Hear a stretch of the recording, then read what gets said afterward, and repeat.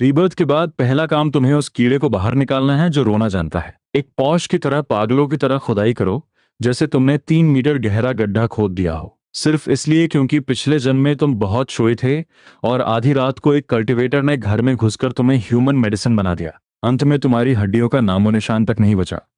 अब जब दूसरा जन्म मिला है तो तुम पूरी जिंदगी एक यूजलेस इंसान की तरह जीना पसंद करोगे, लेकिन जरा भी लाइमलाइट में नहीं आओगे। इसलिए तुमने न सिर्फ गुफा में जहर बिछाया, बल्कि वहां ट्रिगर होने वाले शार्प स्पाइक्स भी गाड़ दिए। अगर किसी ने गलती से भी अंदर कदम रखा तो तुम उसे बेरहमी से खत्म करके बेहतरीन खाद बना दोगे। खदान की गहराई में चिंगारियां उड़ रही हैं, हवा में बारूद और मिट्टी की गंध भरी है। ये चेंजो ने मजबूती से आयरन पिकैक्स को पकड़ रखा है।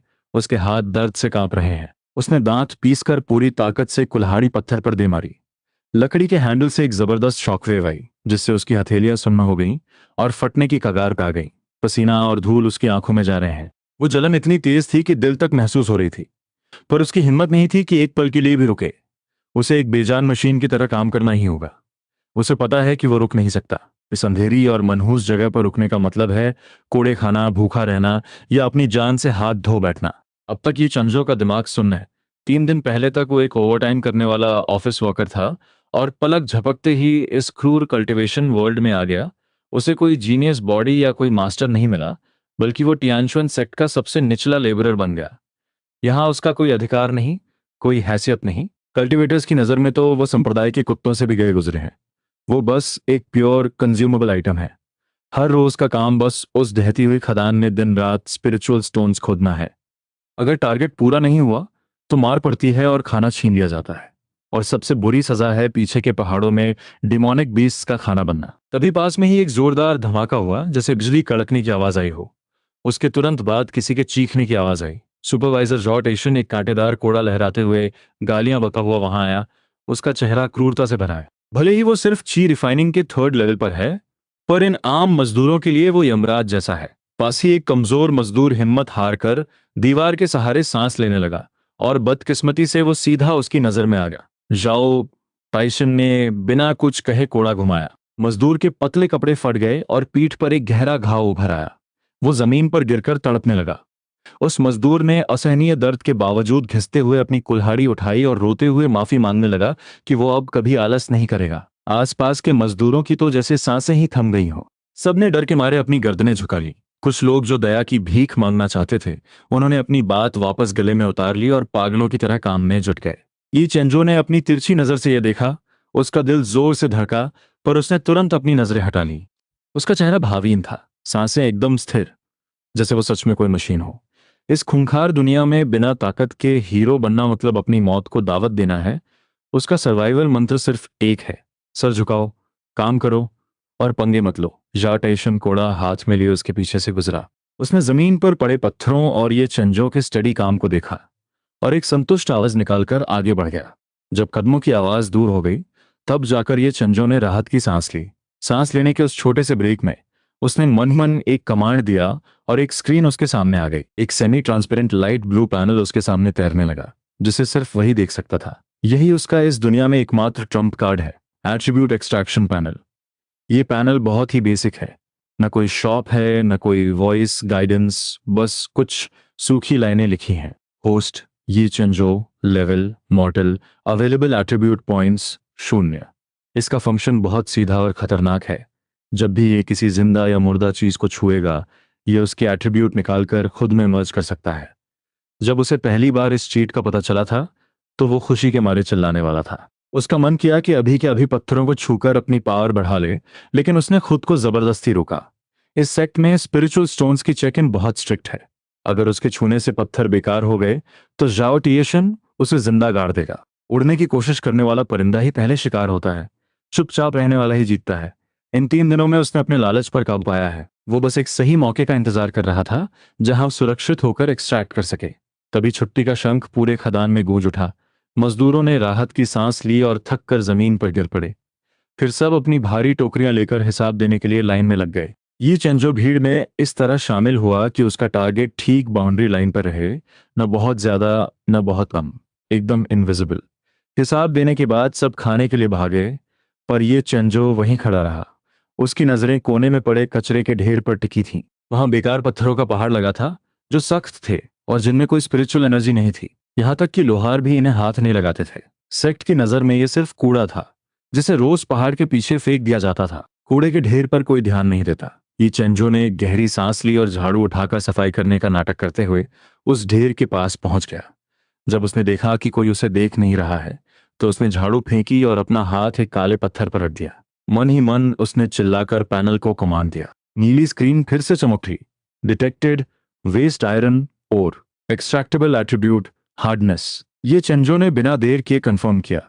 हथेली से एक जबरदस्त खिंचाव महसूस हुआ। वो सख्त पत्थर तुरंत बेजान हो गया और उसके हाथ में ही राख बनकर बिखर गया। पैनल ने नोटिफाई किया, एक्सट्रैक्शन सक्सेसफुल, हार्डनेस +1। ये चेंजो का खून जोश से उबलने लगा। उसने अपने दोनों हाथ उन पत्थरों के ढेर में डाल दिए। नोटिफिकेशंस की बाढ़ आ गई। वो ढेर देखते ही देखते राख में बदलने लगा। कुछ ही पलों में ढेर सारा कूड़ा खत्म हो गया और उसकी हार्डनेस एट्रीब्यूट 100 तक पहुंच गई। उसने अपने पैरों से उस राख को कीचड़ में मिला दिया ताकि कोई सबूत न रहे। उसने मन ही मन मर्ज का कमांड दिया। वो 100 पॉइंट्स की हार्डनेस अब उसके पूरे शरीर और त्वचा में समा रही थी। एक बर्फीली ठंडी लहर उसके दिल से निकली और पूरे शरीर में फैल गई। ऐसा लगा जैसे हजारों सुइयां उसकी स्किन में चुभ रही हो। उसकी मांसपेशियों के रेशे किसी हाई डेंसिटी मेटल लिक्विड के साथ जुड़ रहे थे। कुछ ही पलों में वो अजीब एहसास खत्म हो गया। ये चेंजो ने अपने हाथ को दबाकर देखा। एहसास पूरी तरह बदल चुका था। पहले का साधारण मांस अब 100 साल पुराने चमड़े जैसा सख्त हो गया था। उंगली से जोर लगाने पर भी कोई निशान नहीं पड़ रहा था। उसने जमीन से एक धारदार पत्थर उठाया और अपनी बांह पर पूरी ताकत से वार किया। वो नुकीला पत्थर उसकी खाल पर लगा, पर ऐसा लगा जैसे वो किसी लोहे की चादर से टकराया हो। वहां बस एक हल्का सा सफेद निशान पड़ा, जिसे रगड़ते ही वो गायब हो गया। ये चेंजो के मुंह से ठंडी आ निकली। कचरे से मिली सबसे मामूली एट्रीब्यूट को 100 बार जोड़ने पर इंसान बुलेट प्रूफ बन सकता है। अगर वो इसे और बढ़ा ले तो ज़ाओ ताइशन का कोड़ा छूते ही टूट जाएगा। उसने अपनी उत्तेजना पर काबू पाया, जगह साफ की और खाने की तरफ चल दिया। इस हार्डनेस एट्रीब्यूट के साथ उसे अब इस खतरनाक दुनिया में जीने की थोड़ी सिक्योरिटी महसूस होने लगी। अगली सुबह फिर वही शोर मचा और मजदूरों को खदान में धकेल दिया गया। इस बार का एरिया और भी बुरा था। दीवारों से पानी रीस रहा था और हर तरफ कीचड़ था। ये चंजो ने अपनी भारी कुल्हाड़ी उठाई और पत्थर पर वार किया। धमाके के साथ धूल उड़ी, पर उसकी आंखें चमक उठी। कल जिस वार से उसकी हड्डियां काम जाती थीं, आज वो झटका उसके हाथों में किसी इनविजिबल आर्मर की तरह एब्जॉर्ब हो गया। उसे कोई दर्द नहीं हुआ। शरीर की इस मजबूती ने उसे और ताकतवर बना दिया था। उसकी कुल्हाड़ी अब दोगुनी तेजी से चल रही थी। उसने सोचा कि काम जल्दी खत्म करके वो रात को फिर से एट्रीब्यूट एक्सट्रैक्ट करेगा। जब वो खुदाई में मग्न था, तभी छत से कुछ टूटने की आवाज आई। पास ही एक बूढ़े मजदूर ने चिल्लाकर आगाह किया, ये गिरने वाला है। ये चंजो ने सर उठाया तो देखा कि सैकड़ों किलो भारी एक धारदार पत्थर टूटकर सीधा उसके सर की तरफ गिर रहा है। जगह कम थी और कीचड़ की वजह से भागना नामुमकिन था। आखिरी पल में ये चंजो ने अपनी कुल्हाड़ी ऊपर कर दी। वो भारी पत्थर कुल्हाड़ी के लोहे के हैंडल से टकराया। इतनी जबरदस्त ताकत थी कि हैंडल मुड़ गया और कुल्हाड़ी का सिरा बेकाबू होकर सीधे ये चेंजो के हाथ पर जाकर लगा। रफ्तार इतनी तेज थी कि कोई कुछ समझ ही नहीं पाता। आसपास के लोगों ने डर के मारे आंखें बंद कर लीं। उन्हें लगा कि खून की नदियां बहेंगी, पर अगले ही पल एक धात्विक आवाज गूंजी, जैसे लोहा लोहे से टकराया हो। खदान में धूल भर गई और वो बूढ़ा मजदूर दहशत में कीचड़ में गिर पड़ा। ये चंजो ने धूल का फायदा उठाकर अपना हाथ तुरंत छुपा लिया। उसने अपनी कलाई हिलाकर देखी। उसे कोई गहरी चोट नहीं लगी थी, यहां तक कि खरोंच भी नहीं आई। उसे बस एक हल्की सी लकड़ी की मार जैसा एहसास हुआ। वो खुद हैरान था कि ये एट्रीब्यूट इतना शक्तिशाली है, पर चेहरे पर उसने तुरंत मौत के डर वाले भाव ला दिए। वो घिसटते हुए पीछे हटा और अपनी टूटी हुई कुल्हाड़ी को सहलाने लगा। बूढ़ा मजदूर हकलाते हुए कहने लगा कि उसकी किस्मत बहुत अच्छी है, वरना आज उसका हाथ कीमा बन जाता। ये चंजो ने एक मासूम हंसी हंसी और कहा कि बस थोड़ी सी खाल छिली है। उसने धूल उठाकर जख्म पर लगा ली, जैसे वो उसे पट्टी कर रहा हो। इस तरह उसने सबको झांसा दे दिया। कुछ दिन बीत गए और महीने का फाइनल असेसमेंट का दिन आ गया। मैदान में बड़े बड़े काले संदूक रखे थे। सुपरवाइजर जॉ तीरशन अपनी कुर्सी पर बैठा पत्थर के गोलों से खेल रहा था। पास ही कुछ खूंखार डिसाइपल्स खड़े थे। आवाज गूंजी, क्यान योफू। उसका स्कोर आया 80 किलो स्पिरिचुअल ऑरे, टारगेट से ज्यादा। इनाम में आधी ची गैदरिंग पिल दी जाती है। भीड़ में जलन और हैरानी की लहर दौड़ गई। च्यान यूफू खुशी खुशी अपनी दवाई लेकर आगे बढ़ा। ये चंजो ने देखा कि कैसे दूसरे बूढ़े मजदूर उसे भेड़ियों की तरह देख रहे हैं।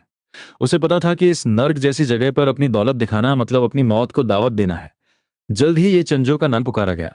उसने अपनी टोकरी खाली की। वजन करने वाले डिसाइपल ने बिना किसी एक्सप्रेशन के कहा, 50 किलो।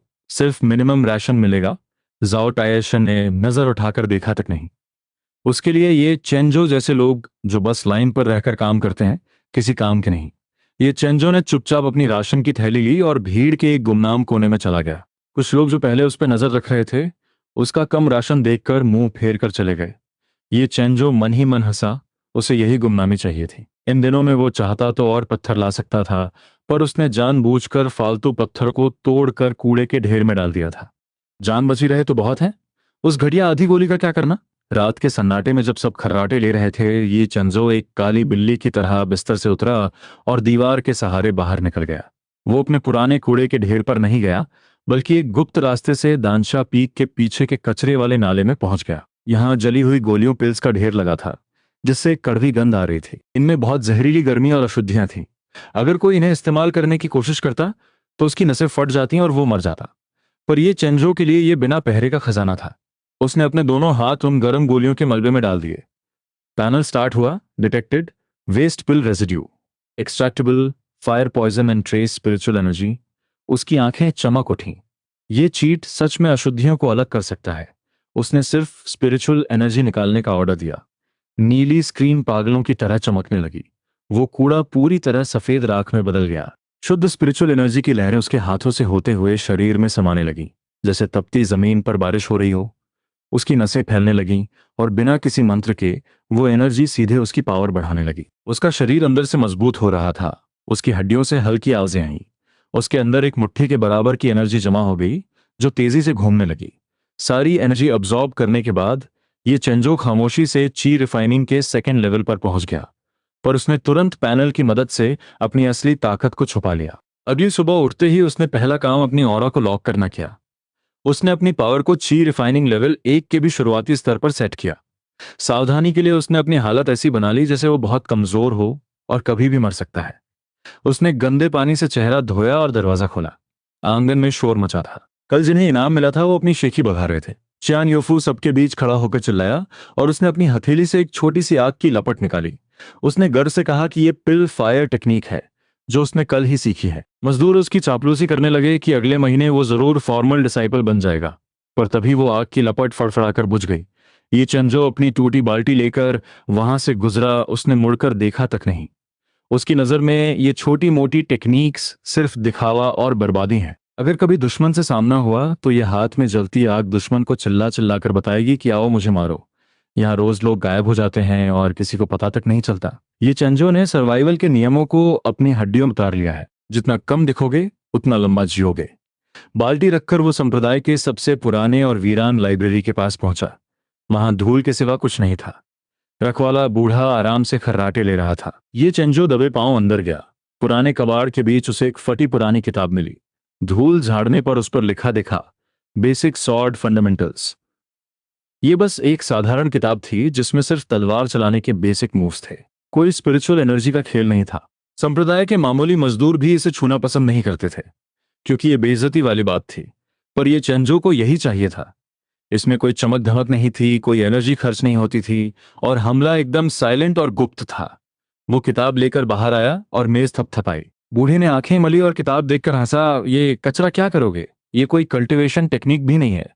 पूरी उम्र लगा दोगे तो भी बस एक मामूली पहलवान बनोगे। ये चंजो ने बेवकूफों की तरह सर खुजलाया और कहा कि वो बस काम की थकान मिटाने के लिए हाथ पैर हिला चाहता है। बूढ़े ने उसे जाने का इशारा किया। किताब छुपाकर वो सीधे पहाड़ के पीछे लकड़ी काटने वाली जगह पर पहुंच गया। आज का target 500 kilo black iron would काटना है, जो लोहे जैसा सख्त होता है। आम मजदूर पूरा दिन कुल्हाड़ी चलाकर भी थक हार जाते हैं। हाथों से पत्थर तोड़ने की बात तो सुनी थी, पर यह चंजो को जरा भी फिक्र नहीं थी। पहले दिन जो हार्डनेस एट्रीब्यूट उसने निकाला था, वो अब उसकी स्किन में पत्थर की तरह जम चुका था। उसने लकड़ियों के ढेर से एक पुरानी मुड़ी हुई कुल्हाड़ी उठाई, एक गहरी सांस ली और दिमाग में बेसिक सॉर्ड फंडामेंटल्स का पहला मूव पाई स्लैश याद किया। कोई फालतू दिखाव नहीं, बस घुटने थोड़े मोड़े, कमर से ताकत लगाई और कंधे से होते हुए पूरी पावर उस टूटी कुल्हाड़ी में झोंक दी। एक जोरदार कड़कड़ाहट हुई और वो सख्त ब्लैक आयरन वुड 2 हिस्सों में कट गया। कटा हुआ हिस्सा एकदम स्मूथ था। जैसे ही लकड़ी फटी, पैनल चमक उठा। Movement alignment correct, basic sword mastery +1।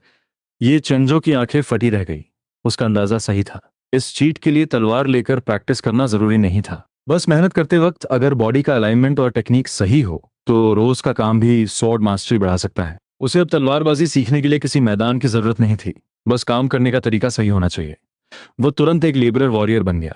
अब वो सिर्फ लकड़ी नहीं काट रहा था, बल्कि हर वार के साथ अपनी सांसें, एंगल और ताकत बैलेंस कर रहा था। न 1 इंच ज्यादा ताकत, न 1 इंच कम। पूरा आधा दिन उसने 300 से ज्यादा सटीक वार किए। एक आम इंसान इतने वार के बाद हाथ नहीं उठा पाता, पर ये चेंजो की हार्डनेस एट्रीब्यूट ने उसे बचाए रखा। उसकी मसल्स अब इस एक्सट्रीम पावर की आदी हो रही थी। दोपहर में क्यान योफू वहां से गुजरा और उसे पसीने में लथपथ देखकर हंसने लगा। उसने ताना मारा कि लकड़ी काटने से कोई अमर नहीं हो जाता, इससे अच्छा स्पिरिचुअल एनर्जी महसूस करने की कोशिश करो। ये चेंजो ने पसीना पोंछते हुए मासूमियत से कहा कि उसका टैलेंट बेकार है, इसलिए वो बस लकड़ी काट रहा है ताकि महीने के आखिर में खाना न छीन लिया जाए। चियान योफू ने उसे नालायक कहकर छोड़ दिया और वहां से चला गया। ये चेंजो को कोई फर्क नहीं पड़ा। उसने फिर से कुल्हाड़ी उठाई और पैनल पर मास्टरी बढ़ती गई। दोपहर में वो खदान पहुंचा। उसने भारी पिकैक्स उठाई और उसे एक तलवार की तरह देखते हुए दिमाग में दूसरा मूव लाया, सीस्ताब। दोनों हाथों से हैंडल पकड़ा, पैरों से जमीन को धकेला और एक धनुष की तरह कमान छोड़ दी। कुल्हाड़ी का सिरा एक बिजली की तरह पत्थर में जा धंसा। पत्थर के टुकड़े हवा में उड़ने लगे। मास्टरी +1। फिर उसने लियाओ, साओ और जान जैसे हर मूव को खुदाई के काम में ढाल दिया। अंधेरी खदान में वो एक के बाद एक वार कर रहा था। बाकी लोग खदान में थक रहे थे और वो वहां माइक्रो मैनेजमेंट कर रहा था। खुद को छुपाने के लिए उसने जानबूझकर पत्थरों से स्पिरिचुअल स्टोन्स नहीं निकाले। वो सिर्फ उन पत्थरों पर वार करता जिनमें कुछ नहीं था। दिन के आखिर में उसने बस उतना ही जमा किया जिससे काम चल जाए। सुपरवाइजर ने उसे हिकारत से देखा और मक्खी की तरह वहां से भगा दिया। दिन बीतते गए, 1 महीना, 2 महीने, आधा साल। खदान में लोग बदलते रहे। वो पिल फायर टेक्निक वाला क्यान योफू पत्थरों के लिए झगड़े में बुरी तरह घायल हो गया और उसे कूड़े की तरह सेक्ट से बाहर फेंक दिया गया। पर ये चेंजो आज भी वही काम कर रहा था। वो अब इतना इनविजिबल हो चुका था कि अगर वो नबले तो बगल में खड़े इंसान को भी पता नहीं चलता था कि वहां कोई है। उसने अपनी सांसों और मूवमेंट्स को लिमिट तक दबा दिया था, पर पैनल पर उसका डेटा पागलों की तरह बढ़ रहा था। तलवार की उसकी समझ अब नामुमकिन हद तक पहुंच चुकी थी। अब उसके हाथ में कुल्हाड़ी हो या पत्थर, उसका हर वार परफेक्ट, फास्ट और डेडली था। आधे साल बाद एक अंधेरी रात में उसकी झोपड़ी में कोई रोशनी ही थी। ये चेंजो अपनी बिस्तर के पास खड़ा था और उसके हाथ में एक पुरानी टूटी हुई लोहे की तलवार थी जो उसे खदान में मिली थी। तलवार की धार टूटी हुई थी और हैंडल आधा सड़ चुका था, पर उसकी आंखों में कोई भाव नहीं था। उसने धीरे से तलवार उठाई और हवा में एक वार किया। न कोई हवा की आवाज आई, न कोई शोर, पर वो वार इतना खामोश और तेज था कि जैसे हवा ही कट गई हो। अचानक पैनल पर तेज रोशनी चमकी। Basic sword fundamentals, 10,000 times limit reached. Special passive evolved, extreme sharpness. महीने का राशन मिलने का दिन था और बाहर लंबी लाइन लगी थी। हर मजदूर के लिए वो 2 किलो अनाज ही जीने की उम्मीद थी। ये चेंजो लाइन में बीच में खड़ा था, हाथ आस्तीन में डाले हुए जैसे कोई सोता हुआ पुतला हो। सुपरवाइजर जाओ तियाशन अपनी कुर्सी पर बैठा स्पिरिचुअल स्टोन्स के टुकड़ों से खेल रहा था। जो दाजोंग राशन लेने गया पर थैली देखते ही भाग गया। उसमें 1 किलो भी नहीं था। उसने हिम्मत जुटाकर पूछा कि क्या नियम 2 किलो का नहीं है? जाओ टाइसन ने उसे एक जोरदार लात मारी और वो दूर जाकर गिरा। उसका सारा अनाज धूल में मिल गया। जाओ टाइसन ने उसकी छाती पर पैर रखा और चिल्लाकर बोला, अब से मेरा शब्द ही नियम है। पिछले महीने कोटा पूरा नहीं हुआ और मेरा कमीशन कट गया। अगर तुम गधों से भरपाई नहीं करूंगा तो क्या अपनी जेब से दूंगा? आधा किलो अनाज लेना है तो लो, वरना दफा हो जाओ। पूरी भीड़ की सांसें थम गईं। जाओ ताइशन अब चीफाइनिंग के 4th लेवल पर था। वो किसी मजदूर को मार भी दे तो कोई पूछने वाला नहीं था। ये चेंजो दौड़कर आगे आया, चेहरे पर वही चापलूसी वाली मुस्कान। जैसे ही वो राशन लेने लगा, जाओ ताइशन ने उसे रोक दिया। उसने ठंडी आवाज में कहा कि ये चेंजो बहुत चालाक बन रहा है और हर बार बस मिनिमम टारगेट ही पूरा करता है। ये सीधे सीधे लूटने का बहाना था। बाकी मजदूरों ने उसे हमदर्दी से देखा। ये चेंजो ने झुककर कहा कि मालिक, मेरा शरीर कमजोर है, इतना करना ही मेरे लिए बड़ी बात है। उसने वो आधा किलो अनाज तो नहीं लिया, बल्कि अपनी जेब से पिछले महीने का बचा हुआ थोड़ा अनाज भी निकाल लिया। उसने वो थैली बहुत इज्जत के साथ जाओ टाइजन के हाथ में रख दी। उसने कहा, मालिक, आप दिन रात बहुत मेहनत करते हैं। इस महीने मेरी भूख कम है। आप ये थोड़ा अनाज लीजिए और अपनी सेहत का ख्याल रखिए। जाओ टाइजन सन्न रह गया। उसने थैली चेक की और जोर से हंस पड़ा। उसने कहा, चलो कम से कम ये चंजो वफादार तो है। जाओ, काम पर वापस लगो। ये चंजो ने सर झुकाया और वहां से निकल गया। बाहर आते ही कुछ मजदूरों ने उसे पागल कहा कि अपनी मेहनत का अनाज भी उसे दे दिया। उन्होंने कहा कि जाओ टीशन बहुत ज्यादती कर रहा है, उससे लड़ना चाहिए। ये चंजो ने ठंडी सांस ली और बोला, किससे लड़ोगे? वो लेवल 4 पर है और तुम लेवल 1 पर। मरना है तो मरो, मुझे तो अभी और लकड़ी काटनी है। ये कहकर वो तेजी से अपने कमरे में चला गया। उसे पता था कि अगर आज वो अनाज नहीं देता तो जॉर्टिशन पक्का हाथ उठाता। अपनी हार्डनेस और एक्सट्रीम शार्पनेस के साथ वो उसे एक पल में खत्म कर सकता था, पर उसे पंगा ही लेना था। 1 किलो अनाज के लिए अपनी जान और पहचान जोखिम में डालना बेवकूफ़ी थी। जब तक जान है वो पैनल से कुछ भी निकाल सकता है। रात होते ही वो सतर्क हो गया। उसे पता था कि जाओ टाइसन कभी भी झोपड़ी में घुस सकता है। उसे एक ट्रैप बनाना था। उसने अपनी बिस्तर की लकड़ी हटाई, नीचे की सख्त मिट्टी निकल आई। उसने अपना दायां हाथ आगे किया जिस पर हार्डनेस एट्रीब्यूट था। उसकी उंगलियां चांदनी रात में काली दिख रही थीं। उसका हाथ एक मशीन की तरह मिट्टी खोदने लगा। वो मिट्टी बाल्टियों में भर भर कर उसने चुपचाप पहाड़ के पीछे फेंक दी। आधे घंटे में 2 मीटर लंबा और 3 मीटर गहरा गड्ढा तैयार था। ची रिफाइनिंग के बीच के लेवल वाला भी इसमें गिरे तो टांगे तोड़वा बैठे। पर यह काफी नहीं था। उसने लकड़ियों के ढेर से सबसे सख्त ब्लैक आयरन वुड निकाला और अपनी टूटी तलवार से उन्हें छील कर नुकीले कांटे बना दिए। एक्सट्रीम शार्पनेस की वजह से वो लकड़ियां किसी जानलेवा हथियार में बदल गईं। फिर उसने बिस्तर के नीचे से एक पुड़िया निकाली जिसमें उसने मरे हुए चूहों और जहरीले कीड़ों से निकाला हुआ जहर रखा था। एक खरोंच भी इंसान को सुन्न कर सकती थी। उसने वो जहरीले कांटे गड्ढे के तल पर बिछा दिए। ये जगह अब एक मौत का कुआं बन चुकी थी। काम खत्म करके उसने हाथ झाड़े, पर वो रुका नहीं। वो चुपचाप एक पुराने रास्ते से पहाड़ की गहराई में जाने लगा। इस रास्ते पर कोई नहीं जाता था क्योंकि वहां एक पत्थर पर लिखा था, मायाज़मा स्वैम्प, जहरीला दलदल। सबको पता था कि वहां सदियों पुराना जहर भरा है। वहां हमेशा बैगनी और हरे रंग का धुआं छाया रहता था। लेवल 1 और 2 के मजदूर तो क्या, सेक्ट के बड़े बड़े डिसाइपल्स भी वहां जाने की हिम्मत नहीं करते थे। कहते थे कि वहां की हवा फेफड़ों को गला देती है। एक बार एक मास्टर ने वहां एक जानवर का पीछा किया था, पर उसकी सिर्फ हड्डियां ही वापस आईं। तब से ये जगह भूतों का ठिकाना मानी जाती थी। पर ये चंजो की आंखें चमक रही थीं। जहां दूसरे डरते थे, उसके लिए वो एट्रीब्यूट्स के सोने की खदान थी। वो पागल नहीं था कि सीधा अंदर चला जाए। उसने अपनी झोपड़ी से कोयला और कपड़े का एक टुकड़ा लिया और एक पाइप की मदद से एक देसी गैस मास्क बना लिया। आधा घंटा बाद वो फिर उस दलदल के सामने खड़ा था। चेहरे पर मास्क बांधा, पाइप मुंह में ली और एक गहरी सांस ली। धुएं और कोयले की मिली-जुली गंध आई, पर कम से कम फेफड़े सुरक्षित थे। वो बैगनी धुंध के अंदर घुस गया। जैसे ही उसने कदम रखा, उसकी गर्दन और हाथों पर हजारों चींटियों के काटने जैसा एहसास हुआ।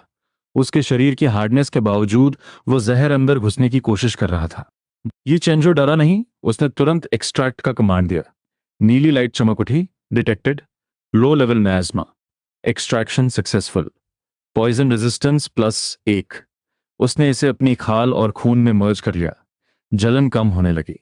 वो मुस्कराया और गहराई चला गया। वहां पेड़ काले पड़ चुके थे और उन पर अजीब हरा लिक्विड चिपका था। जमीन पर जानवरों की हड्डियां बिखरी थीं। पैनल पागलों की तरह भाग रहा था। Poison resistance +1, +1, +2। वो एक वैक्यूम क्लीनर की तरह सारा जहर सोख रहा था। 1 घंटा बीतने तक उसकी जलन गायब हो गई। अब वो धुआं उसे ताज़ी हवा जैसा लग रहा था। उसकी पॉइजन रेजिस्टेंस अब 1500 पॉइंट्स तक पहुंच गई थी। बाहर का जहर कम पड़ने लगा तो उसने दलदल के और अंदर कदम रखा। वहां पेड़ नहीं थे, बस काले कीचड़ के बुलबुले उठ रहे थे। उसने एक सूखी लकड़ी लेकर एक बुलबुले को छुआ। वहां से ऐसी सड़ांध आई कि किसी का भी दम घुट जाए। एक चूहा गलती से वहां गिरा और 2 सेकंड के अंदर उसकी खाल और हड्डियां गलकर काला पानी बन गई। ये चिंजो का सर चकरा गया, पर डरा नहीं। अगर ये ताकत वो हमले के लिए इस्तेमाल करे तो जाओ तिएजन जैसे लोग राख बन जाएंगे। उसने सीधा हाथ नहीं लगाया, बल्कि एक टहनी से उसे छुआ। टहनी छूते ही जलने लगी और सफेद धुआं निकला। उसने कमांड दिया, एक्सट्रैक्ट। पैनल चमक उठा।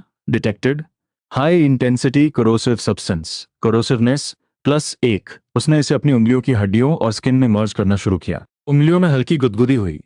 उसने वो लकड़ी फेंकी और कीचड़ के ऊपर अपने हाथ हवा में रख दिए। एक्सट्रैक्शन तेज हो गया। कोरोसिवनेस +1, +5, +10। वो का कीचड़ देखते ही देखते साफ पानी में बदलने लगा। सारा जहर उसकी उंगलियों में समा रहा था। जब पूरा गड्ढा साफ हो गया तो उसकी कोरोसिवनेस एट्रीब्यूट 2000 पॉइंट्स तक पहुंच गई थी।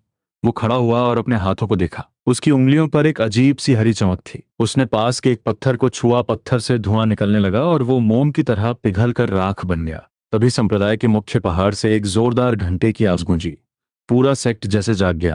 आज संप्रदाय का ग्रैंड कंपटीशन था। ये मजदूरों के लिए इकलौता दिन था जब वो काम छोड़कर भीड़ देख सकते थे। मजदूरों की टोलियां आगे बढ़ रही थीं। ये चेंजो, जल्दी कर, वरना जगह नहीं मिलेगी। आज सेक्ट के बड़े एल्डर्स और कोल्ड फेस्ड गॉडेस शेन चिंगशुआंग भी स्टेज पर होंगी। ये चेंजो ने सुना, पर उसके चेहरे पर एक गहरी मुस्कान थी। अब खेल बदलने वाला था। कल रात बासी खाना क्या खाया, पेट में जैसे तूफान मचा था। जो दाजोंग ने एक गाली दी और हवा की रफ्तार से गायब हो गया। जैसे ही उसने देखा कि सारा इलाका खाली हो गया है, ये चेंजो के चेहरे से दर्द के भाव गायब हो गए। इन ची रिफाइनिंग वालों की लड़ाई देखने में भला क्या रखा है। गलती से किसी मास्टर की सोड ची फिसलकर दर्शक दीर्घा में आ गई तो मुझ जैसे कमजोर मजदूर की चटनी बन जाएगी। ऐसी फालतू जगह जाकर अपनी जान जोखिम में डालना बेवकूफी है। ये चेंजो पीछे मुड़ा और सीधा पीछे वाले पहाड़ों के ड्यूटी हॉल में पहुंच गया। वहां सन्नाटा था। बस एक बूढ़ा संजिशी मेज पर सर रखे खर्राटे ले रहा था। ये चेंजो ने मेज थपथपाई। उसने कहा, मैं आज का काम लेने आया हूं। बूढ़े ने आंखें मली और बोला, आज तो पूरे संप्रदाय की छुट्टी है, तू यहाँ क्या कर रहा है?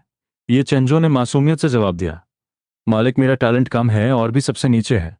अगर मेहनत नहीं की तो अगले महीने का राशन फिर कट जाएगा। सोचा आज खाली समय में कबाड़ खाने की सफाई कर दूं और बेकार लोहे को बाहर निकाल दूं। यही उसका असली मकसद था। कबाड़ खाने में अनगिनत टूटे फूटे जादुई हथियार धर्मा इंस्ट्रूमेंट्स पड़े थे। उसने भारी दरवाजा खोला। अंदर जंग लगे लोहे की गंध भरी थी। वहां तलवारें, ढाल और भाले टूटे हुए पहाड़ों की तरह लगे थे। दुनिया के लिए ये कूड़ा था, पर ये चेंजो के लिए ये बिना पहरे की सोने की खदान थी। ये चेंजो अंदर गया और दरवाजा अंदर से बंद कर लिया। उसने सावधानी के लिए एक भारी भट्टी को दरवाजे के पीछे अड़ा दिया ताकि कोई अंदर ना आ सके।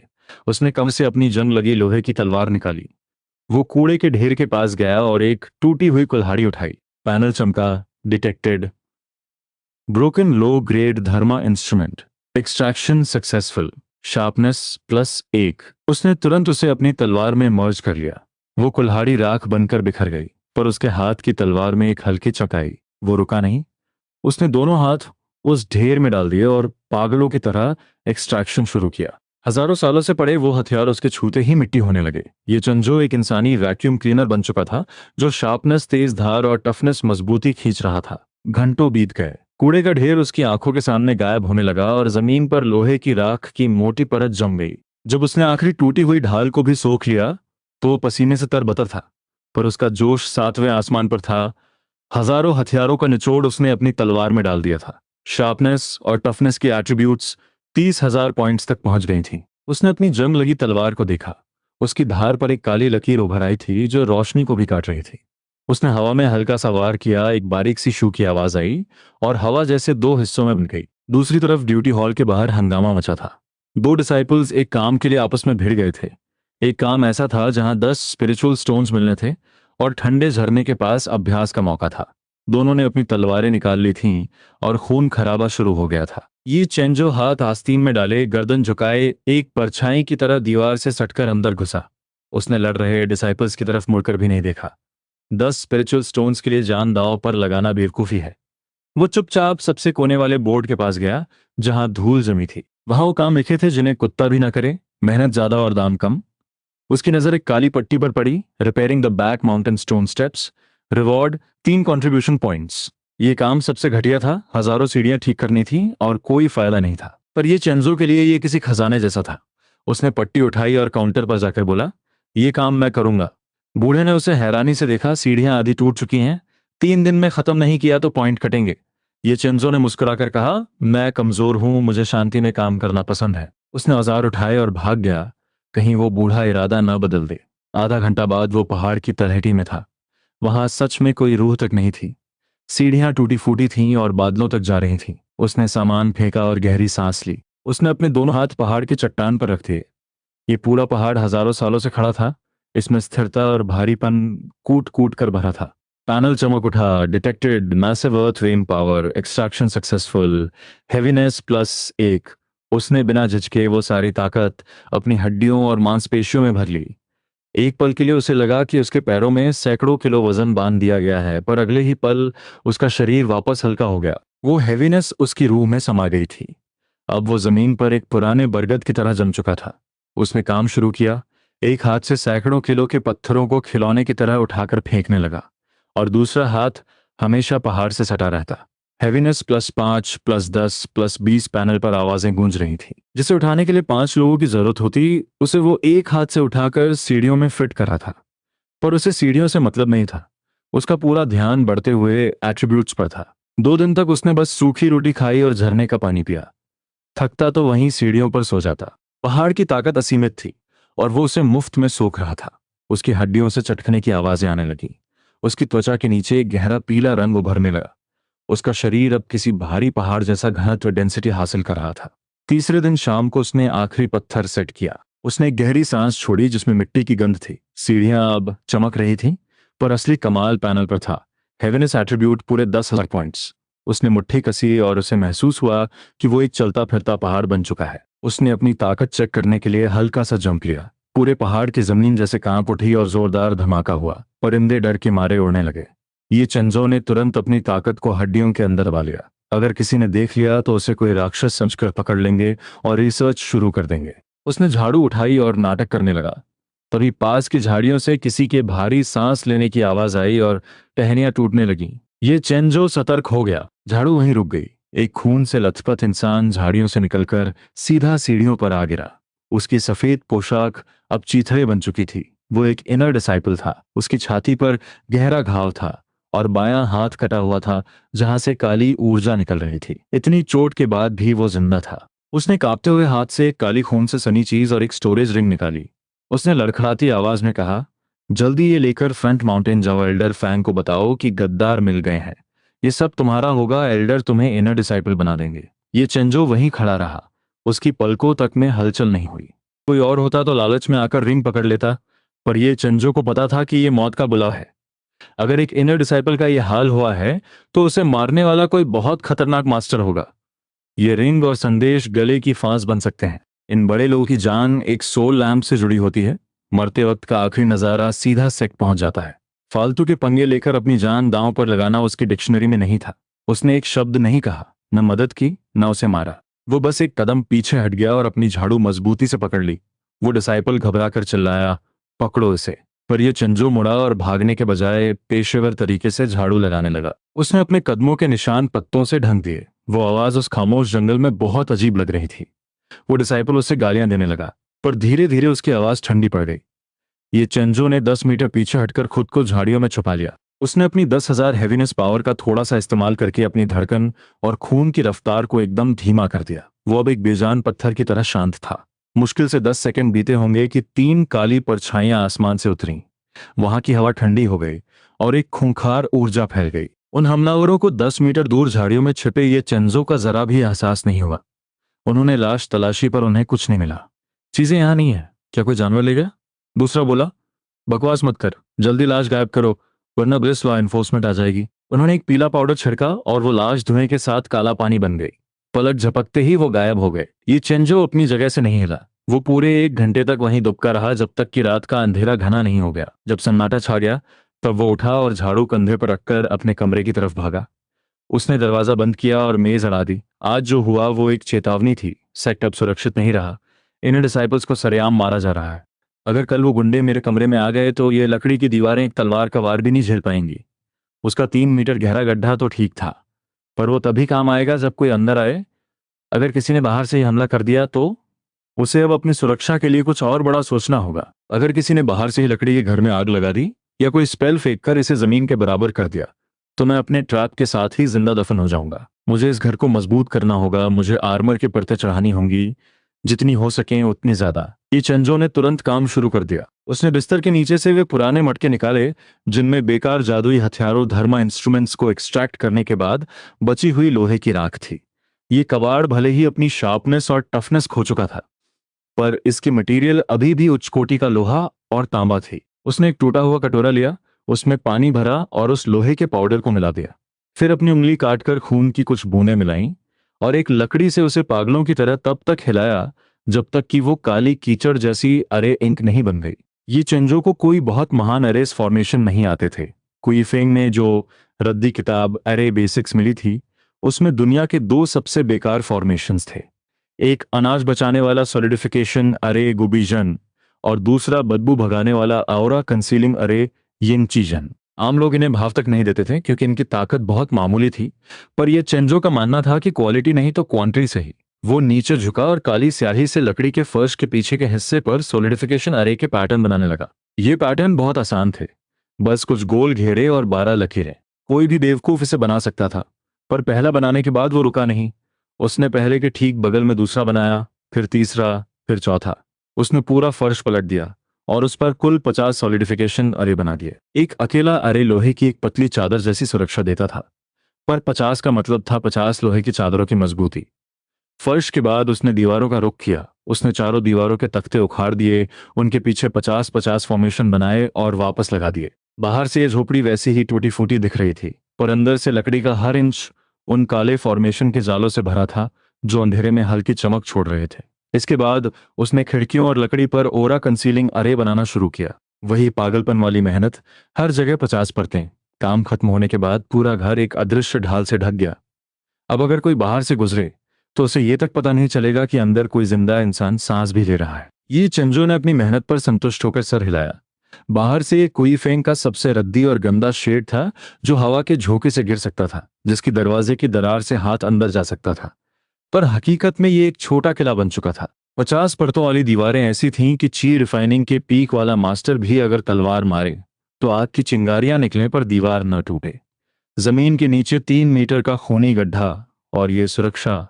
ये चंजो ने बिस्तर बिछाया और अपनी पुरानी लकड़ी की खाट पर लेट गया। उसे पता था कि खाट के ठीक नीचे मौत का कुआं है जिसके तल पर जहरीले कांटे लगे हैं। उसने आंखें बंद की और उसके चेहरे पर एक मुस्कान आ गई। इस खूंखार कल्टीवेशन वर्ल्ड में जीने के लिए खुद को दांतों तक हथियारों से लैस करना पड़ता है।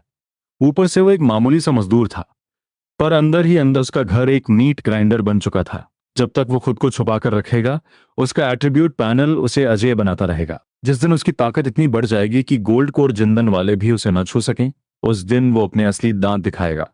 तब तक ये चेंजो इस इलाके की सबसे बेकार और गुमनाम मछली बना रहेगा। कोई उसे हीरो बनने या रिस्क लेने के लिए मजबूर नहीं कर सकता। वो करवट लेकर रजाई ओढ़कर सो गया। बाहर चांदनी की एक किरण दरार से उसके चेहरे पर पड़ रही थी। किसी को नहीं पता था कि इस टूटी झोपड़ी में एक राक्षस खामोशी से ताकतवर बन रहा है। किसी को खबर नहीं थी कि रोज लकड़ी काटने वाला वो दुबला मजदूर अब इतना शक्तिशाली हो चुका है कि ची रिफाइनिंग के दिग्गजों को भी कुचल दे। और ये तो बस शुरुआत थी। उसने फॉर्मेशन के अंदर फॉर्मेशन बिछा दिए थे। 1 घंटा और बीता। उसने 10 परतें और बढ़ा दी। अब झोपड़ी से पुरानी लकड़ी की गंध भी गायब हो गई थी और उसकी भारी सांसों की आवाज भी दरवाजे के बाहर नहीं जा सकती थी। पर वो रुका नहीं। वो पसीने से भीग चुका था, हाथ कांप रहे थे, पर उसकी आंखों में एक अजीब जुनून था। वो जादुई स्याही लकड़ी के रेशों के अंदर तक समा रही थी। आम सड़ती हुई लकड़ी अब एक अजीब बदलाव से गुजर रही थी। सुबह होने तक उसने आखिरी स्ट्रोक पूरा किया। कुल 50-50 परतों वाले अरेज अब उस 10 स्क्वायर मीटर की झोपड़ी पर ताला लगा चुके थे। ये चेंजो ने कलम फेंकी और जमीन पर बैठकर लंबी सांसें लेने लगा। बाहर से सब कुछ पहले जैसा कबाड़ लग रहा था। एक भी निशान बाहर नहीं दिख रहा था। उसने खड़े होकर अपनी मुट्ठी कसी। उसके शरीर में 10,000 हैवीनेस पॉइंट्स और हजारों हार्डनेस पॉइंट्स की ताकत थी। उसने सोचा कि अगर वो एक मुक्का मारे तो पीछे के पहाड़ की चट्टान भी चूर चूर हो जाए। उसने अपनी ताकत समेटी और दरवाजे के बगल वाली दीवार पर एक जोरदार मुक्का मारा। बाहर से झोपड़ी हिलती हुई लगी, पर उसके पूरे प्रहार के बाद भी लकड़ी से एक बुरादा तक नहीं गिरा। ये चेंजो ने अपनी सुन्न हथेलियों को सहलाया और दीवार को गर्व से देखा। 50 परतों के बाद इस घर की मजबूती अब शायद किसी बड़े एल्डर की ढाल से भी ज्यादा थी। सेफ हाउस तो तैयार था, पर वो अभी भी पूरी तरह संतुष्ट नहीं था। वो हर वक्त घर में दुबक कर नहीं रह सकता था। अगर बाहर किसी बड़े कल्टीवेटर की लड़ाई हुई और गलती से कोई तलवार की लहर सौड़ ची उसकी तरफ आ गई, तो उसका शरीर भले ही सख्त था, पर उसे चोट जरूर लगती। उसे पहनने के लिए कुछ चाहिए था। उसने अपनी खाली जेब टटोली। मुश्किल से कुछ स्पिरिचुअल स्टोन्स बचे थे। इतने में तो असली दुकान से एक तलवार का मूड भी नहीं आता। उसे कबाड़ी बाजार ब्लैक मार्केट जाना होगा। सेक्ट का कबाड़ी बाजार पीछे के पहाड़ों की एक घाटी में लगता था। ये चेंजो ने सबसे फटे कपड़े पहने, बाल बिखेरे और सर झुकाकर भीड़ में शामिल हो गया। बड़ी दुकानों पर सजी सुंदर महिला शिष्यों को उसने नजरअंदाज किया और सीधा पीछे की गंदी गलियों में पहुंच गया जहां पुराना कबाड़ बिकता था। यहाँ टूटी तलवारें, सूखी जड़ी बूटियां और जानवरों की हड्डियां बिक रही थीं। यहाँ बेचने वाले ज्यादातर वे बूढ़े मजदूर थे जिनकी किस्मत खराब थी या जिन्हें पैसों की सख्त जरूरत थी। कोई चिल्ला रहा था, पुराने जमाने का जादुई हथियार सिर्फ 50 स्टोन्स। कोई कह रहा था 2 मुंह वाले सुअर के दांत ले लो। ये चेंजो एक अंधे की तरह बस चलता रहा। चमकने वाली चीजों को उसने छुआ तक नहीं। चमकती चीजें लालच देती हैं और महंगी होती हैं, और ये चेंजो को अटेंशन नहीं चाहिए थी। वो उन दुकानों पर गया जहां सिर्फ पत्थर और बेकार लोहा पड़ा था। करीब 1 घंटा भटकने के बाद वो एक कोने में रुका जहां एक बंदर जैसा दिखने वाला बूढ़ा सो रहा था। उसकी चटाई पर जंग खाए लोहे के टुकड़े और बेकार कागज तैलिस्मान्स पड़े थे। ये चेंजो नीचे झुका और उन लोहे के टुकड़ों को टटोलने लगा। तभी उसकी नजर चटाई के कोने को दबाने वाले एक काले पत्थर पर पड़ी। वो पत्थर मुट्ठी के बराबर था, खुरदरा और बेजान। उसमें जरा भी ऊर्जा नहीं थी। पर यह चेंजो के दिमाग में मौजूद पैनल अचानक जोर से धड़कने लगा। इसका मतलब था कि इस पत्थर के अंदर कुछ ऐसा था जो पैनल को पसंद आया। उसने एक जंग लगा टुकड़ा उठाया और दुकानदार से दाम पूछा। बूढ़े ने सुस्ती से कहा 5 स्टोन्स। ये चेंजो ने उसे वापस फेंक दिया और जाने लगा जैसे उसे महंगा लगा हो। फिर वो रुका और बोला, ठीक है, 3 स्टोन्स ले लो, पर मुझे एक काला पत्थर भी साथ में चाहिए, बिस्तर का पैर ठीक करने के काम आएगा। उसने तेजी से 3 स्टोन्स दिए और पत्थर लेकर भीड़ में गायब हो गया। दुकानदार ने हंसते हुए सोचा, कैसा बेवकूफ है, कूड़े को खजाना समझ कर ले गया। आधा घंटा बाद ये चेंजो अपने मजबूत घर में था। उसने दरवाजा बंद किया और खिड़कियां ढांक दी। उसने वो काला पत्थर अपने हाथों में लिया और एक्सट्रैक्शन का कमांड दिया। इस बार पैनल से जो रोशनी निकली वो नीली नहीं, बल्कि एक डरावनी गहरे नीले रंग की थी। Detected ancient rune fragment, stripping impurities. पत्थर की ऊपरी परत मिट्टी की तरह झड़ने लगी और उसके हाथ में बस एक नाखून के बराबर की लाल चमकती चीज रही। ये कोई मामूली एट्रीब्यूट नहीं था, बल्कि एक खून जैसा लाल चमकता हुआ पेचीदा रून था।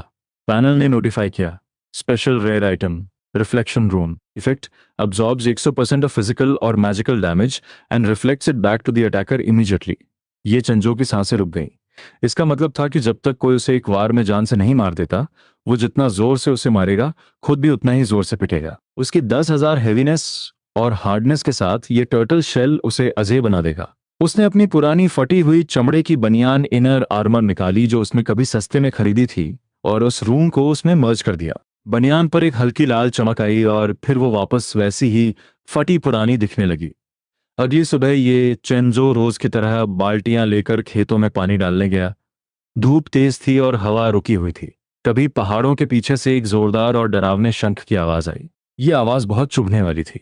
ये चेंजो ने अपना मग्गा रोका और ऊपर देखा। तभी जमीन कांपने लगी। पहले तो ये हल्की सी हलचल थी, पर कुछ ही सेकंड्स में ये भूकंप जैसा बन गया। ऐसा लगा जैसे हजारों घोड़े एक साथ दौड़ रहे हों। योदाजन चिल्लाया, क्या जमीन फट रही है? तभी एक मजदूर चीखा, सुरक्षा दीवार टूट गई। लोहे की मजबूत दीवार कागज की तरह फट गई और हजारों पागल जंगली जानवर स्पिरिचुअल बीस्ट्स मजदूरों के इलाके में घुस आए। ये जानवर पागल हो चुके थे और सबकी आंखें खून जैसी लाल थीं। सबसे आगे स्टील टूथ बोस जंगली सुअर थे, जिनके दांत छुरों से भी लंबे थे। जो भी रास्ते में आया वो कुचला गया।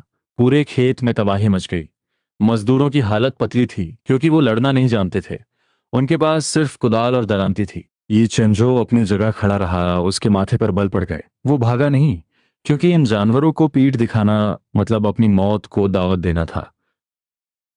पर वो अपनी ताकत भी नहीं दिखा सकता था।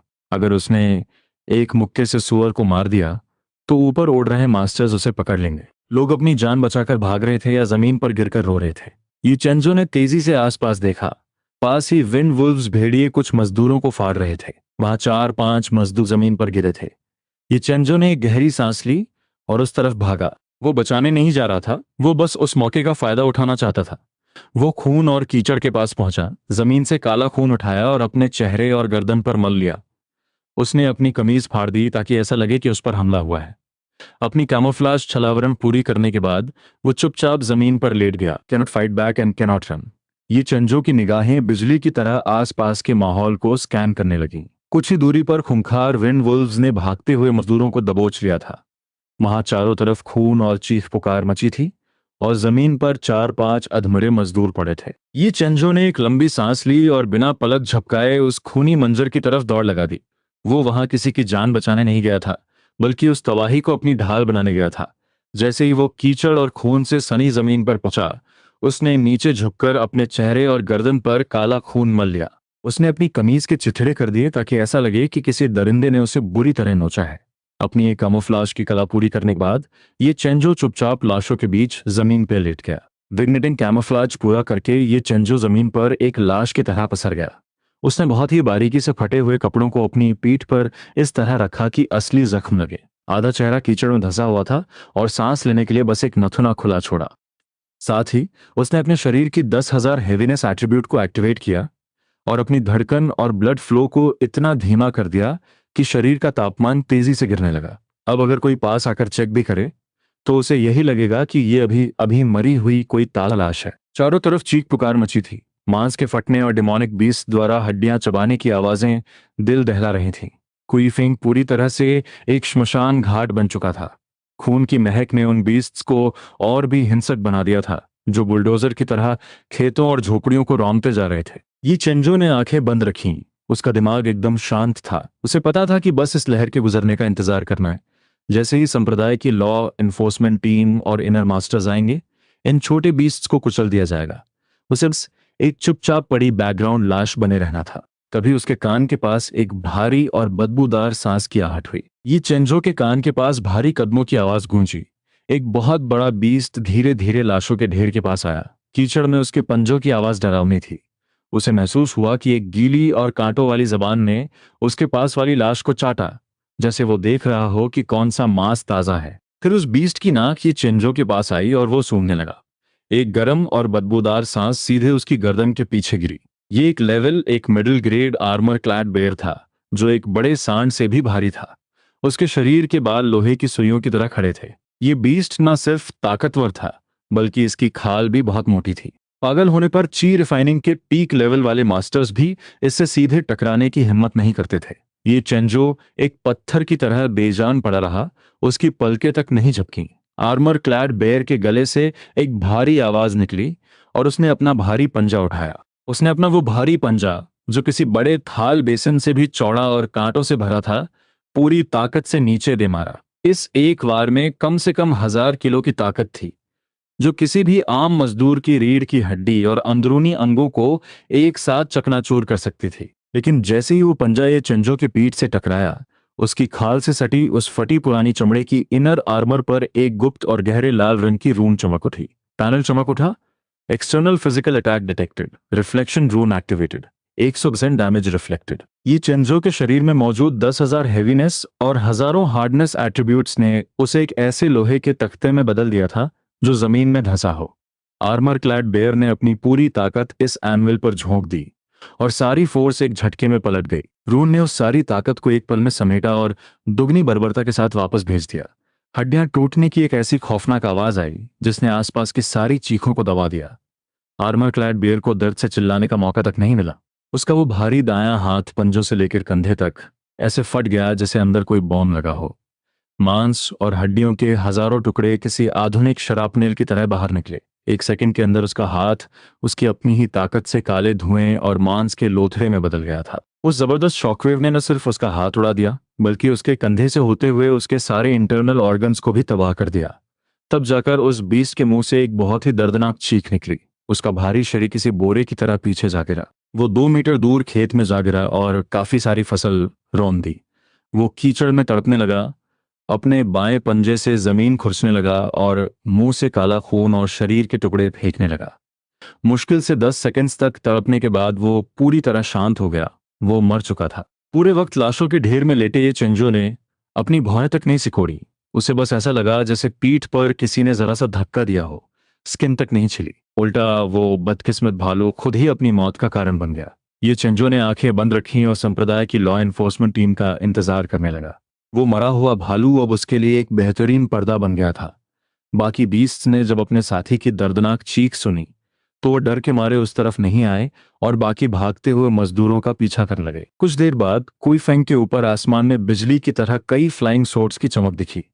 दर्जनों फ्लाइंग सोर्ट्स किसी टूटते तारे की तरह आसमान को चीरते हुए आईं और तेज ऊर्जा के साथ हवा में रुक गईं। सबसे आगे एक काले और सुनहरे रंग के लिबास में इनर लॉ एनफोर्समेंट हॉल का मास्टर था। फाउंडेशन बिल्डिंग स्टेज का उसका दबाव प्रेशर इतना तेज था कि नीचे मौजूद वे पागल बीस्ट्स डर के मारे जमीन पर चिपक गए और थर थर कांपने लगे। उसने एक जोरदार दहाड़ मारी, सबको खत्म कर दो, एक भी मत छोड़ो। उसके पीछे मौजूद शिष्यों ने तुरंत अपनी तलवारें चलाईं। वे फ्लाइंग सोर्ड्स बिजली की रफ्तार से पूरे इलाके में घूमने लगी। एक के बाद एक उन बड़े बीस्ट्स के सर जमीन पर गिरने लगे।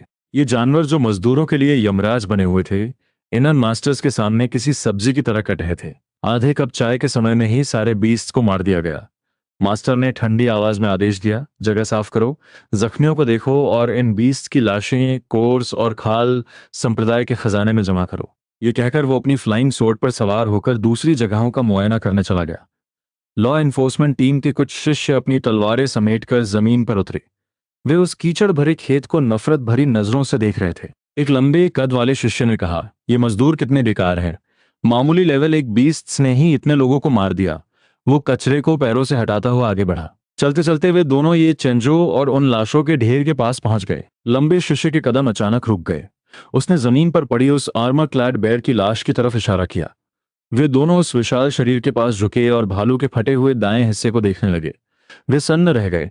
उन्हें समझ ही नहीं आ रहा था कि ये बीस्ट अपनी ही ताकत से कैसे खत्म हो गया। लंबे शिष्य ने अपनी तलवार की म्यान से उन टूटी हड्डियों को टटोला। ये तो बहुत अजीब है। क्या ये भालू इतना पागल हो गया था कि इसकी अपनी ही स्पिरिचुअल एनर्जी इसके अंदर फट गई? पूरा दायां हिस्सा और पसलियां चूरा हो चुकी हैं। कितनी शर्मनाक मौत है। दूसरा शिष्य जो थोड़ा मोटा था, वो अपनी नाक बंद करके दूर खड़ा हो गया। छोड़ो भी, हमें क्या मतलब। शायद पागलपन में इसका ऑरा बैकफायर कर गया होगा।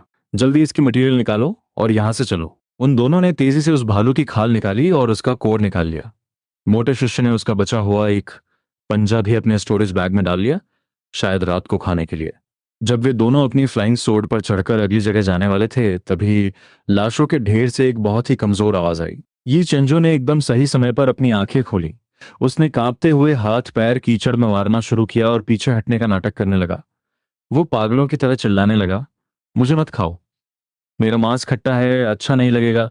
उसकी हालत देखकर ऐसा लग रहा था जैसे वो सदमे में हो। बीस्ट्स मर चुके हैं। तुम्हारी किस्मत अच्छी है जो इन लाशों के नीचे छुपकर बच गए। जाओ और ड्यूटी हॉल में जाकर दवाई लो। उन दोनों ने उसे नफरत से देखा और बिजली की तरह आसमान में उड़ गए। ये चेंजो ने उन्हें दूर जाते देखा और उसके चेहरे का डर पल भर में गायब हो गया। उसने शांति से अपना चेहरा पोंछा और खड़ा हो गया। इस बीस्ट्स के हमले ने पूरे आधे घंटे तक तबाही मचाई थी। चारों तरफ लाशें बिखरी थीं और उनकी सफाई करने में पूरा दिन निकल गया। अगली सुबह सुपरवाइजर जाओ ताइशन का चेहरा ऐसा था जैसे उसका सब कुछ लुट गया हो। उसके इलाके के दर्जनों मजदूर मर चुके थे और खेत बर्बाद हो गए थे। संप्रदाय ने लोगों को शांत करने के लिए पहली बार कॉम्पनसेशन मुआवजा देने का फैसला किया। ये चेंजो लाइन में लगा था। उसने जानबूझकर अपनी हालत बहुत खराब बना ली थी। बिखरे बाल, लंगड़ा कर चलना और डरी हुई आंखें। जब उसका नंबर आया तो अधिकारी ने उसका नाम देखा और उसकी हालत पर तरस खाकर उसे सर्वाइवर की कैटेगरी में डाल दिया। उसे 10 लोअर ग्रेड स्पिरिचुअल स्टोन्स और 2 मरहम की बोतलें मिली, साथ ही 3 दिन की छुट्टी भी। ये चंजो ने कांपते हुए हाथों से थैली पकड़ी और हजारों बार शुक्रिया अदा करते हुए बाहर निकल गया। एक मजदूर के लिए 10 स्पिरिचुअल स्टोन्स बहुत बड़ी रकम थी। उसने बिना वक्त बर्बाद किए कुईफेंग छोड़ा और सीधा फ्रंट माउंटेन के मार्केट की तरफ भागा। उसके पास बहुत सारे एट्रीब्यूट्स तो थे, पर उसकी बेस पावर अभी भी ची रिफाइनिंग स्टेज 1 की ही थी। अगर उसने इन एट्रीब्यूट्स को अपनी हड्डियों की गहराई में नहीं उतारा तो असली मुकाबला होने पर उसके अंदरूनी अंग चोट खा सकते थे। उसे अपनी बॉडी को पूरी तरह से रिबिल्ड करना था। मार्केट पहुंचकर वो सीधा जड़ी बूटियों की दुकान पर गया। उसने 10 स्पिरिचुअल स्टोन्स मेज पर रखे और 5 बोतल फ्लेम टाइगर ब्लड और ढेर सारी बोन ब्रेकिंग ग्रास और आयरन स्किन हर्ब मांगी। उसने सबसे ताकतवर और पुरानी जड़ी बूटियां चुनी। दुकानदार ने उस फटे हाल मजदूर को देखा और थोड़ा हैरान हुआ, पर पैसा देखकर उसने चुपचाप सारा सामान पैक करके दे दिया। सामान लेकर ये चंजो चुपके से दीवार के सहारे दौड़ता हुआ अपनी उस सुरक्षित झोपड़ी में वापस आ गया। उसने दरवाजा बंद किया, मेज जड़ाई और बिस्तर के नीचे वाला वो 3 मीटर गहरा गड्ढा खोल दिया। उसने गड्ढे के किनारे रखे जहरीले पाउडर और कांटों को हटाया और बीच में एक बड़ा लकड़ी का टब रख दिया। उसने सारी जड़ी बूटियां और फ्लेम टाइगर का खून उस टब में डाल दिया और नीचे आग जला दी। थोड़ी देर में वो गाढ़ा लाल लिक्विड उबलने लगा और पूरे गड्ढे में एक तेज महक फैल गई। एक मामूली ची रिफाइनिंग मास्टर अगर इस उबलते हुए मिक्सचर में कूद जाए तो उसकी नसें फट जाएंगी, पर यह चेंजो को परवाह नहीं थी। उसने अपने कपड़े उतारे, अपना रिफ्लेक्शन आर्मर भी किनारे रखा और एक गहरी सांस लेकर उस उबलते हुए पानी में कूद गया। जैसे ही वो अंदर गया, हजारों गर्म सुइयां उसके पोर्स में चुभने लगी। टाइगर ब्लड की पागल ऊर्जा उसकी नसों में घुसने लगी। ये चेंजो ने अपनी आंखें कसी और मन ही मन चिल्लाया, पैनल, सारे एट्रीब्यूट्स को मेरी हड्डियों के अंदर उतार दो। पैनल ने कमांड लिया और वार्निंग दी, deep restructuring starting, extreme pain detected, keep consciousness. उबलती हुई जड़ी बूटियां कैटलिस्ट का काम करने दी। उसकी हार्डनेस, पॉइजन रेजिस्टेंस और हैवीनेस अब उसकी हड्डियों के साथ एक हो रही थी। ये चेंजो उस दर्द को झेलता रहा और 2 दिन और 2 रात तक बेसुध पड़ा रहा। सारी ऊर्जा उसकी हड्डियों और खून में समा गई। अब बाहर से वो वही कमजोर मजदूर लग रहा था, पर अंदर से उसका ढांचा इतना मजबूत हो चुका था कि किसी को अंदाजा भी नहीं होगा। उसकी एट्रीब्यूट्स अब उसके वजूद का हिस्सा बन चुकी थी। अब अगर वो पहाड़ से सर भी टकरा दे तो आधा पहाड़ ढह जाए। रात घनी थी, बादल छाए हुए थे। पीछे के पहाड़ों के घने जंगल में एक काली परछाई लड़खड़ाती हुई बाहर निकली। वो जमीन पर गिर पड़ा, उसकी सांसें उखड़ रही थीं। हवा में एक बहुत ही तेज सड़ी हुई महक फैल गई। उसने दांत पीस कर गाली दी, तियानशुन सेक्ट के ये कुत्ते मेरे पीछे हाथ धोकर पड़े हैं। चांदनी की हल्की रोशनी में दिखा कि उसका हिस्सा काला पड़ चुका है और छाती पर एक गहरा घाव है जिससे काली धुंध निकल रही है। उसका जख्म भर नहीं रहा था। वो एक डिमोनिक कल्टिवेटर था जिसे क्रिम्सन डीमन कहा जाता था। उसकी पावर ची रिफाइनिंग स्टेज 8 की थी। वो संप्रदाय में चोरी छिपे मजदूरों की एनर्जी सोखने आया था, पर पकड़ा गया। 3-3 फ्लाइंग सोर्ड्स उसका पीछा कर रही थीं और वो मरते मरते इस सुनसान इलाके में पहुंचा था। उसकी ऊर्जा खत्म हो रही थी और उसे अपनी जान बचाने के लिए एक ह्यूमन ब्लड बैग की जरूरत थी। उसकी लाल आंखों ने शिकार की तलाश में मजदूर के इलाके को देखा। वो इस हालत में संप्रदाय की सुरक्षा दीवार पार नहीं कर सकता था। उसे किसी को मारकर उसकी एनर्जी सोखनी थी और उसकी लाश को अपना रूप देकर खुद भागना था। क्रिम्सन डीमन की नजरें उन झोपड़ियों पर घूमने लगी जो मजबूत थी या जहां ज्यादा लोग थे। वो वहां नहीं गया। अचानक उसकी नजर उस कोने वाली सबसे टूटी फूटी झोपड़ी पर पड़ी। ये चिंजो का घर। वो शैतान मुस्कुराया। उसे लगा कि यहाँ रहने वाला जरूर कोई सबसे नीचा और कमजोर मजदूर होगा। वो एक परछाई की तरह खामोशी से दरवाजे तक पहुंचा। उसने अपनी एनर्जी से अंदर झांका। उसे वहां कोई यारे या सुरक्षा नहीं दिखी, सिर्फ पुरानी लकड़ी और सन्नाटा। ये झोपड़ी बस मामूली लकड़ी का ढांचा लग रही थी। ये चिंजो ने जो 50 परतों वाला ऑरा कंसीलिंग अरे बिछाया था, उसने अंदर की सारी जादुई हलचल को पूरी तरह ढक दिया था। क्रिम्सन डीमन जैसे ची रिफाइनिंग स्टेज के शिकारी के लिए यह बस एक कूड़ेदान जैसी रद्दी कोठरी थी। उसने दरवाजा खटखटाने की जहमत नहीं की, बल्कि अपनी आस्तीन से एक शैडो स्लिप टैलिस्मन निकाला और उसे खुद पर चिपका लिया। उसका शरीर एक फीकी परछाई में बदला और दरवाजे की दरार से पानी की तरह अंदर फिसल गया। 50 परतों वाला सॉलिडिफिकेशन अरे बाहर से होने वाले हमलों को तो रोक सकता था, लेकिन इस तरह की शैडो शिफ्टिंग तकनीक के सामने बेअसर था। ये चेंजो आगे बढ़ा और जमीन पर उस क्रिम्सन डीमन की लाश को देखा, जो मर चुका था, पर उसकी आंखें अभी भी दहशत में खुली थीं। ची रिफाइनिंग लेवल 8 के ऐसे बड़े डीमन की लाश अगर कमरे में मिली तो बहुत बड़ा बखेड़ा खड़ा हो जाएगा। खून की महक इतनी तेज थी कि सुबह होते ही लॉ एनफोर्समेंट टीम यहां पहुंच जाती। उसने बिना देर किए अपना दायां हाथ आगे किया और उस लाश पर एक्सट्रैक्ट का कमांड दिया। पैनल चमक उठा। Detected high density mixture of spiritual and blood energy, target diseased, stripping impurities, extracting essence. Panel की नीली रोशनी के बीच वो कटी फटी लाश, फर्श पर फैला खून, अंदरूनी अंग और यहां तक कि उसका काला लबादा भी धूल की तरह उड़ने लगा। कुछ ही पलों में एक पूरा इंसान गायब हो गया। जमीन पर खून की एक बूंद तक नहीं बची। ये चंजो की हथेली में अब एक मुट्ठी भर गहरे लाल रंग का पाउडर बचा था। इस पाउडर से जड़ी बूटियों जैसी शुद्ध खुशबू आ रही थी। खून की जरा भी बदबू नहीं थी। ये ची रिफाइनिंग लेवल 8 के एक शक्तिशाली योद्धा की पूरी साधना और जीवन का निचोड़ था। ये चिंजो ने क्रिम्सन डीमन का वो पुराना स्टोरेज बैग अपनी जेब में डाला और उस लाल पाउडर को एक फटे कपड़े में लपेट लिया। फिर उसने फुर्ती से दीवार के टूटे हुए तख्तों को उठाया। उसने मिट्टी और लोहे की कीलों से दीवार को वापस सील कर दिया और ऊपर से कुछ मामूली भ्रम पैदा करने वाले कैमो अरेज लगा दिए। जब तक उसने काम खत्म किया, आसमान में सुबह की पहली लाली छाने लगी थी। अगली सुबह ये चेंजो रोज की तरह खेतों में पानी डालता हुआ मिला। जिस लेवल 8 के राक्षस ने कल रात तबाही मचाई थी, आज उसे ये चेंजो ने शुद्ध ऊर्जा वाली खाद बनाकर जमीन की गहराई में दफन कर दिया था। कुछ महीनों बाद पूरे कुईफेंग के खेतों में सिर्फ ये चेंजो वाला हिस्सा ही ऐसा था जहां फसल पागलपन की हद तक बढ़ रही थी।